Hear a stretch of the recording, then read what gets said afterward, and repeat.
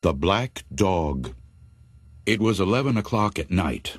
Peter Rothberg was in bed on the second floor of the old house where he lived alone. It had gotten so chilly he went downstairs to turn up the heat. On his way back to bed, a black dog ran down the stairs. It passed him and disappeared into the darkness. "Where did you come from?" Peter said. He'd never seen the dog before. He turned on all the lights and looked in every room. He couldn't find the dog anywhere. He went outside and brought in the 2 watchdogs he kept in the backyard, but they acted as if they were the only dogs in the house. The next night, again at 11 o'clock, Peter was in his bedroom. He heard what sounded like a dog walking around in the room above him. He dashed upstairs and threw open the door. The room was empty. He looked under the bed. He looked in the closet. Nothing. But when he got back to his bedroom, he heard a dog running down the stairs. It was the black dog. He tried to follow it, but again he couldn't find where it had gone. From then on, every night at 11, Peter heard the dog walking in the room above him. The room was always empty. But after he left, the dog would come out of hiding, run down the stairs, and disappear. One night, Peter's neighbor waited with him for the dog. At the usual time, they heard it above them. Then they heard it on the stairs.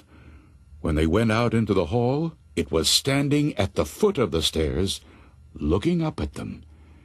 The neighbor whistled, and the dog wagged its tail. Then it was gone.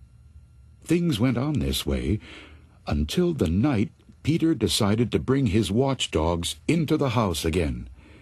Maybe this time they would find the black dog and drive it away. Just before 11, he took them up to his bedroom and left the door open. Then he heard the black dog moving around above him. The dogs pricked up their ears and ran to the door. Suddenly they bared their teeth and snarled and backed away. Peter could not see the black dog or hear it, but he was sure that it had entered his room. His dogs barked and snapped.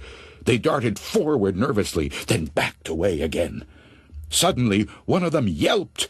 It began bleeding, then dropped to the floor, its neck torn open. A minute later, it was dead.